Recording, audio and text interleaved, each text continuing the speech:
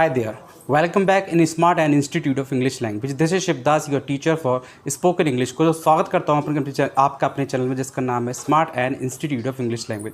Guys I know बहुत समय से मैंने अपना वीडियो अपलोड नहीं किया just because of some personal issues was going on. मेरी कुछ प्रॉब्लम्स थी जो मैं थोड़ा सा डील कर रहा था, तो उस वजह से I could not upload my some videos. But आज से फिर से मैं स्टार्ट कर रहा हूँ गाइस अपना सेशन, तो प्लीज़ बने रहिए मेरे साथ. तो गाइज़ आज का जो हमारा टॉपिक होने वाला है उस टॉपिक का नाम आज का जो हमारा टॉपिक होने वाला है उस टॉपिक का नाम है हमारा हेल्पलेसनेस इन फ्यूचर. जैसा कि मैंने आपको पहले भी बताया हुआ था कि we have also studied about helplessness. Means helplessness होती क्या है. तो हेल्पलेसनेस मैंने आपको बताया हुआ था माय फ्रेंड्स कि हेल्पलेसनेस होती है हमारी मजबूरी. मतलब कि हम अपने काम करने की मजबूरी जब भी बता रहे होते हैं इंग्लिश में, तो उस प्रोसेस को हम नाम दिया था हेल्पलेसनेस. और इंग्लिश में हम किसी काम को करने की जो मजबूरी बता रहे होते हैं वो 3 प्रकार से रिप्रेजेंट करते हैं. How many kinds of helplessness we do have? तो there are 3 kinds of helplessness we do have. Helplessness in present, helplessness in past and helplessness in future. हम 2 हेल्पलेसनेस पहले ही पढ़ चुके हैं. प्रेजेंट में हम जब भी अपनी मजबूरी बता रहे थे तो वहाँ पर हम लोग क्या यूज़ कर रहे थे गाइस? हैव टू और हैज़ टू. मतलब कि हैव टू और हैज़ टू का इस्तेमाल करते हैं अपनी नॉर्मली हम अपनी मजबूरी बताने के लिए. फॉर एग्जाम्पल मैंने आपसे बोला मुझे खाना बनाना पड़ता है. ये क्या है? मेरी मजबूरी ही तो है. तो क्या? I have to prepare food. इस सेंटेंस को मैं ऐसे भी बोल सकता हूँ मुझे खाना बनाना होता है. ये भी मजबूरी है.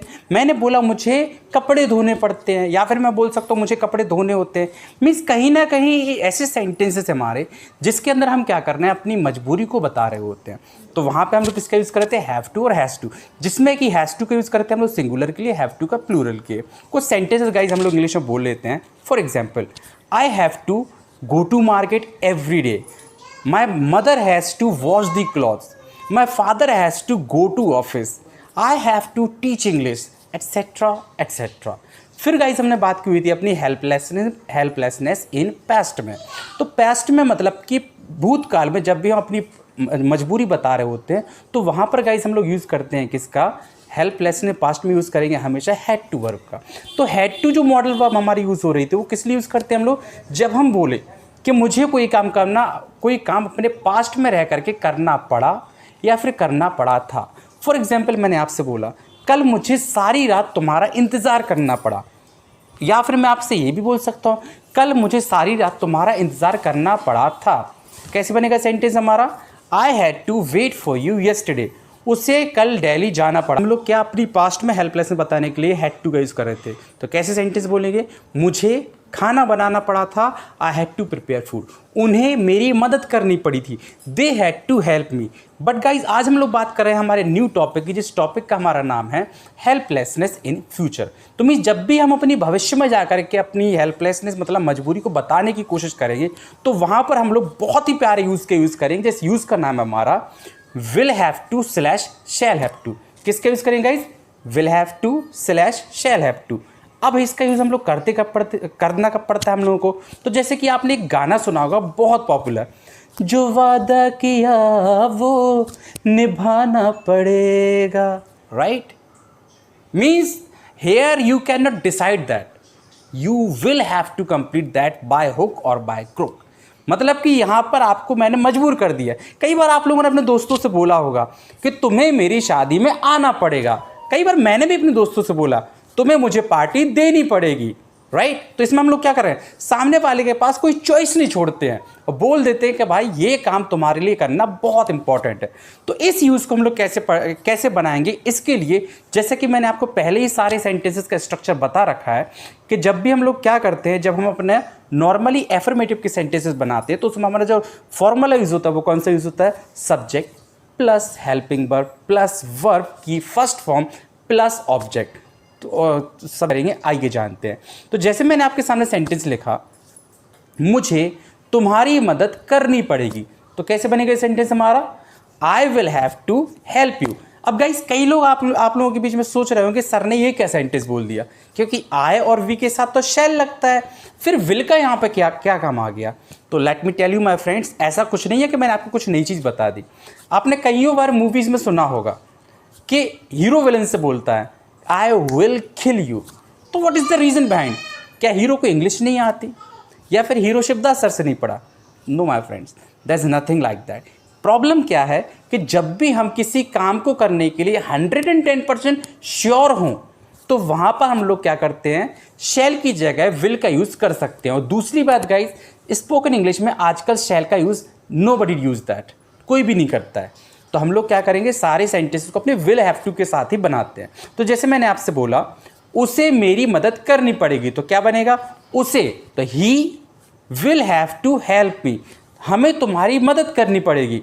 We will have to help you, मैंने आपसे बोला उसे दिल्ली जाना पड़ेगा, he will have to go to Delhi, तुम्हें मेरी शादी में आना पड़ेगा, you will have to come in my marriage. इन्हीं सेंटेंसेस को गाइज मैंने आपको बताया था कि दो प्रकार से हम क्वेश्चन भी पूछते हैं इंग्लिश में, जिसमें हमारे पहले होते हैं यस या नो टाइप क्वेश्चन, दूसरे होते हैं हमारे डिटेल टाइप ऑफ क्वेश्चन। तो जब भी गाइज हम लोग यस या नो टाइप ऑफ क्वेश्चन पूछेंगे, तो गाइज जब भी हम यस और नो टाइप वाले क्वेश्चन पूछेंगे तो वहां पर हम लोग क्या करेंगे, हमें सब क्वेश्चन हेल्पिंग वर्ब मतलब कि मॉडल वर्ब से स्टार्ट करेंगे, जो हमारा क्या है, will have to, shall have to.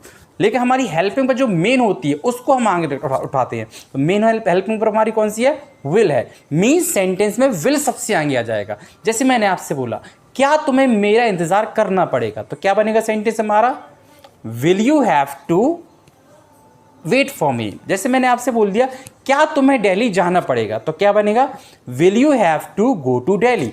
मैंने आपसे बोला क्या तुम्हें मेरे घर आना पड़ेगा, will you have to come to my home. तो क्या हो रहा है गाइस, इन सेंटेंसेस में हम लोग क्या कर रहे हैं, यस या नो वाले क्वेश्चन पूछ रहे हैं। तो ऐसे क्वेश्चंस के लिए हमारे जो सेंटेंस में फॉर्मूले हैं डिटेल वाले, जिनमें हम लोग क्या करते हैं, डिटेल में जवाब देना होता है, इसमें यस या नो से काम नहीं चल सकता।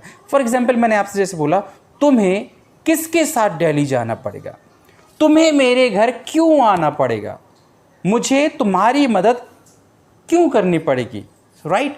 तो इन सारे सेंटेंसेस में क्या कर रहे हैं हम लोग, WH क्वेश्चन वर्ड से सेंटेंसेस बनाएंगे। तो क्या करेंगे हम लोग, जैसे मैंने आपके सामने बोला कि तुम्हें दिल्ली क्यों जाना पड़ेगा, तो ये सेंटेंस कैसे बनेगा हमारा, why will you have to go to Delhi. मैंने आपसे बोला तुम्हें मेरे घर कितने बजे आना पड़ेगा, तो at what time will you have to come to my home. Sorry guys, it means कि हम लोग जब भी WH क्वेश्चन वर्ड वाले सेंटेंसेस बनाते हैं तो उसमें सबसे पहले क्या करते हैं, चूंकि ये क्वेश्चन है तो हेल्पिंग वर्ब तो आगे रहेगी, बट उससे भी पहले हम लोग क्या करेंगे, हम लोग वहां पर अपनी क्वेश्चन वर्ड को लगा देंगे। जैसे आपका सेंटेंस मैंने आपसे बोला तुम्हें दिल्ली क्यों जाना पड़ेगा, तो आप बोल सकते हो पहली बात तो क्वेश्चन है तो will you have to go to Delhi तो रहेगा ही। अब क्यों जाना पड़ेगा, तो क्या करेंगे, वाई को हेल्पिंग वर्ब के भी आगे लगा देंगे। तो सेंटेंस क्या बन जाएगा हमारा, why will you have to go to Delhi. तो गाइज ये है हमारा यूज कौन सा, तो गाइज ये था हमारा use will have to slash shall have to का। मतलब कि जब भी हम अपनी हेल्पलेसनेस को भविष्य में बता रहे होते हैं, फ्यूचर में डिफाइन कर रहे होते हैं, तो वहां पर हम लोग क्या यूज करेंगे, use of will have to slash shall have to. तो गाइज आज के लिए इतना ही। I will catch you tomorrow with the new topic. So till then bye bye, take a nice day, सत श्री अकाल, शुभ रात्रि, तक लिया, चाओ, गुड नाइट गाइज।